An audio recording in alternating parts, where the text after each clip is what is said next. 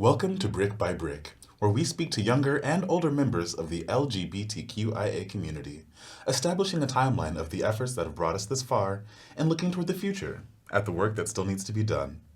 This show is brought to you by One Roof Chicago, a nonprofit organization dedicated to building a queer, intergenerational housing community on Chicago's South Side. My name is Chijoke Williams. I use she, her pronouns, and today we'll be speaking with the subject of countless recent, extremely interesting conversations. Hello, Astaroth. Hi, how's it going? I'm doing really well. Before we dive in any further, could you tell me your pronouns? Yeah, my name's Astaroth. I go by he, him. Excellent. Thank you so much. And today I have you on the show to talk about, and this is the term that I keep mixing up. Yeah. It's not information security, it is security culture. Yes, security culture. Thank you. Can you tell me a little more about the general definition of that and what you apply it to? Yeah, absolutely. So security culture is a culture of security. So it's like the everyday actions that we do to keep ourselves and our community members safe.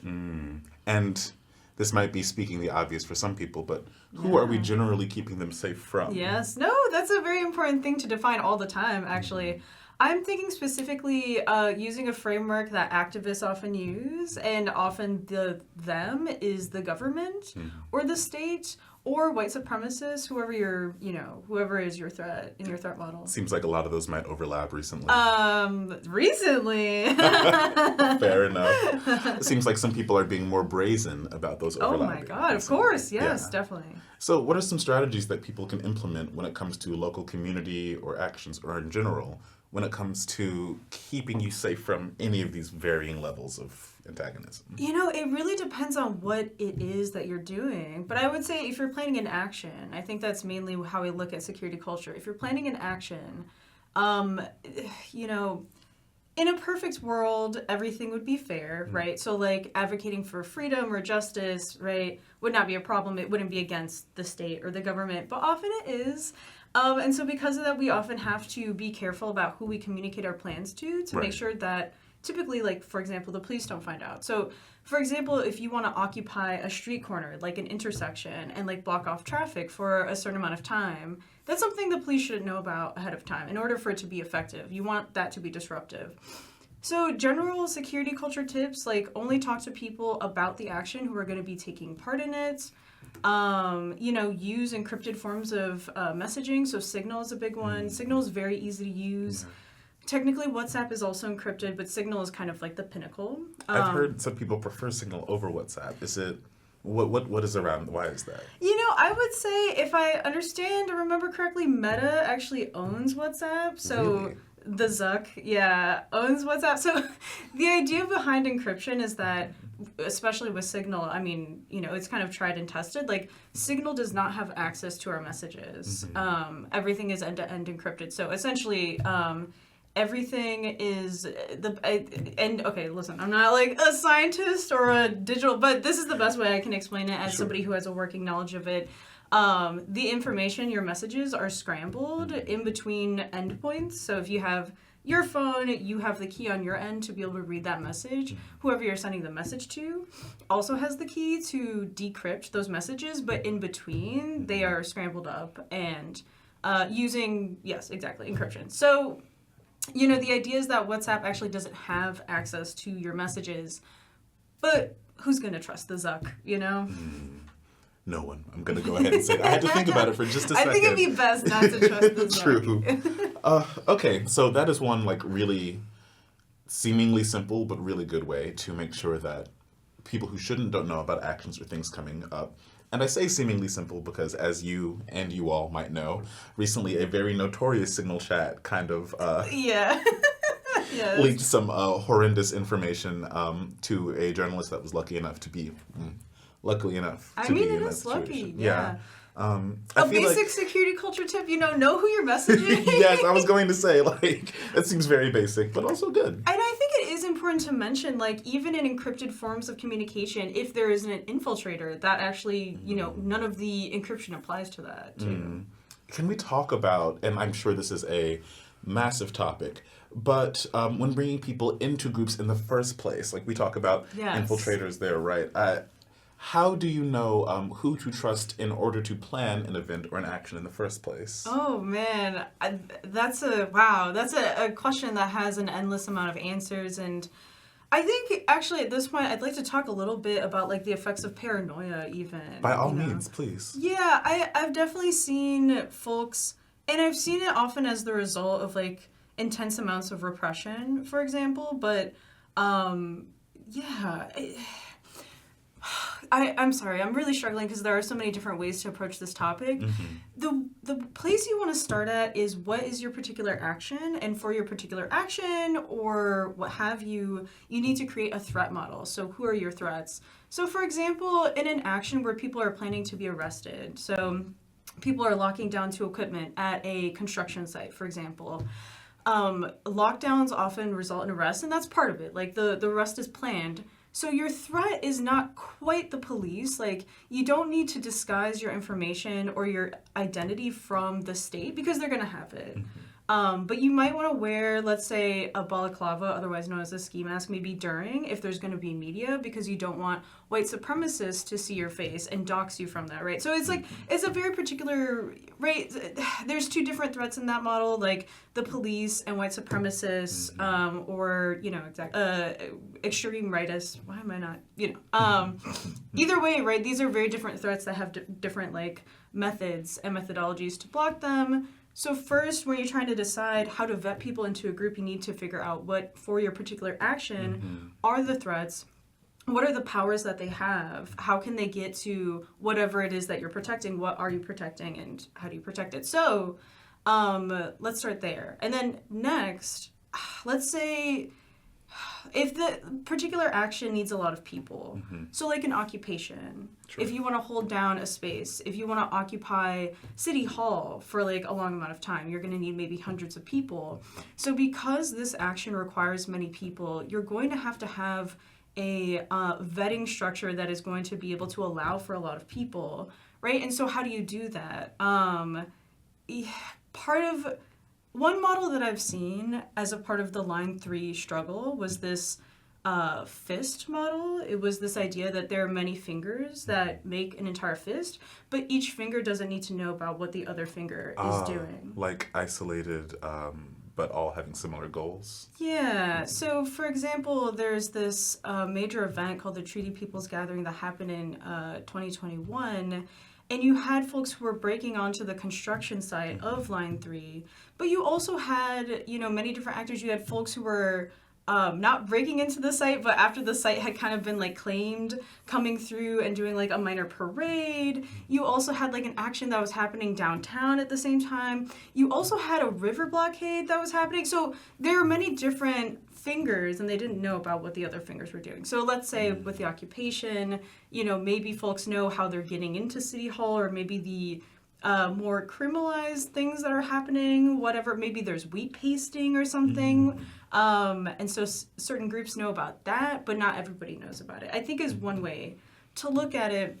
And going back to paranoia, I think I've often seen activists just kind of fall into, I don't trust anybody that I don't know. And, anybody who is new, who's trying to get activated in a particular movement should be treated as suspect. And one of the major pitfalls of paranoia, I think when it's not being processed well, is it results in a lot of homogeneity, right? So you have white activists, for example, who they wouldn't say they're discriminating against people of color, but they're like, I don't like the way that person moves. They have different cultural touch points than I do. Like, I've read this, whatever major book, and this person doesn't, they've never even heard of it. So, like, they're not like me, et cetera. They're not at, maybe in their heads it's like, they're not as hardcore, but it's like, people are approaching the same thing from many different angles. And I think race is one way,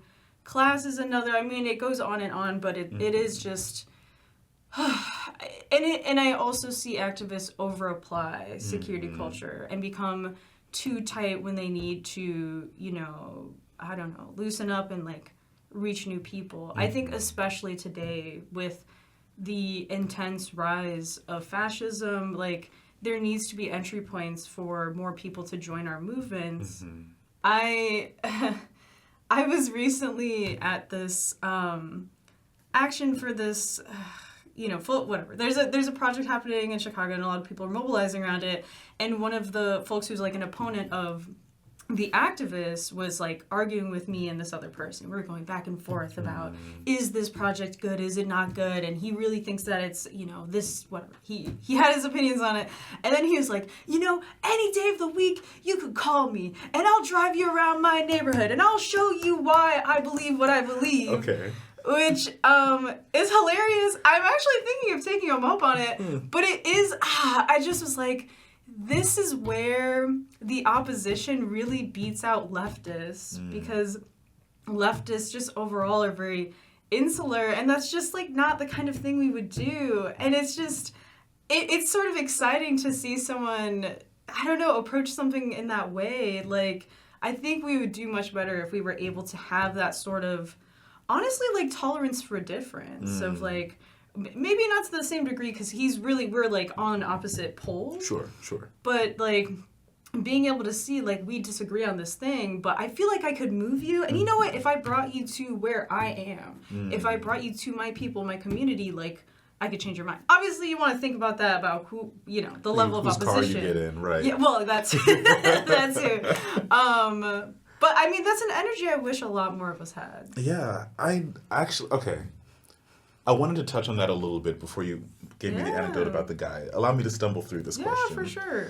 I think it is interesting to think about the fact that in the face of fascism, like a lot of people say, okay, we're on two opposite spectrums here, right? Fascism is there, and then everyone having fascism directed at them is on the other side here. But the problem is that persecution isn't necessarily always enough to unite vastly different groups. I wish it was, right? Things would be so much simpler. So much simpler. And so we have folks here, like you said, with very different value systems, very different amounts of motivation, whether it is like, it could be economic, it could be racial, it could be their own queerness, it could be their immigrant status. They could literally occupy all of those identities, right? And so then trying to motivate people with different experiences and life lessons and goals and all of that from each of those gets increasingly difficult because, like you said, there's this insularity that causes small groups of people to want to pursue their own goals, and it kind of seems like goals of other groups sort of fall by the wayside.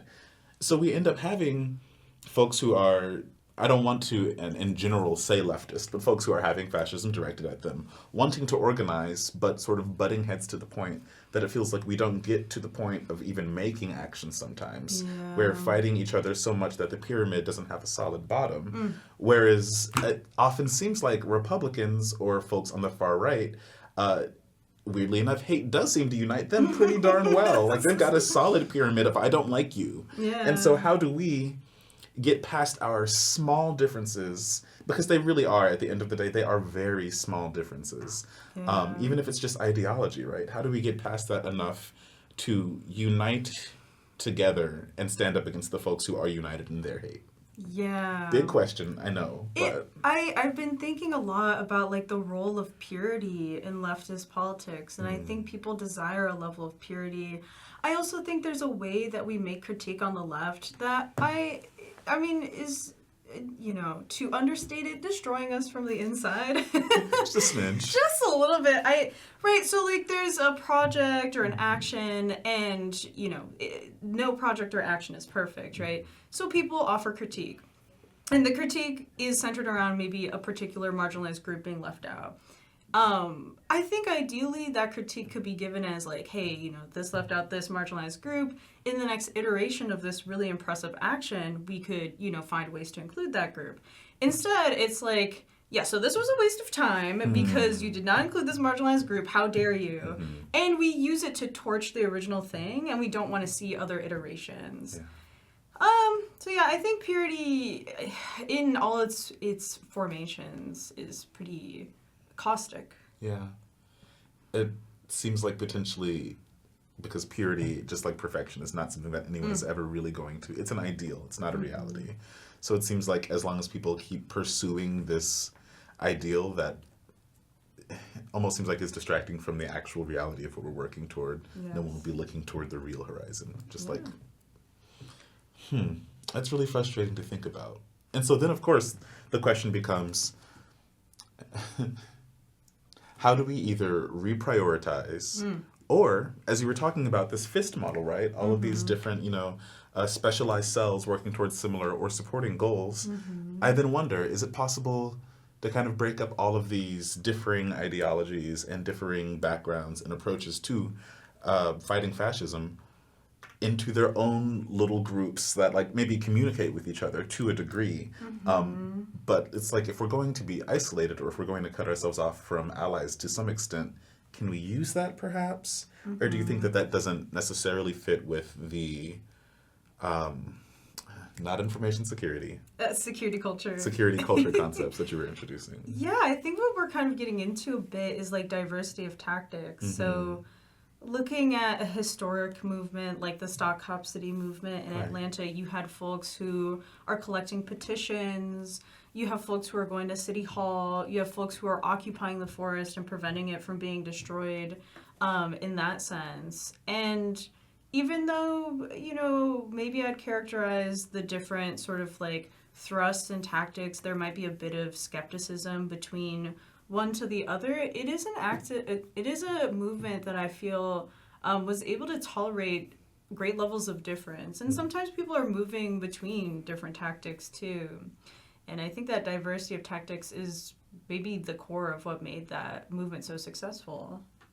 I really appreciate that you're looking at recent movements that worked in order to inform future tactics. Yeah. Sounds really simple, but we are doomed to repeat the mistakes that we don't know about.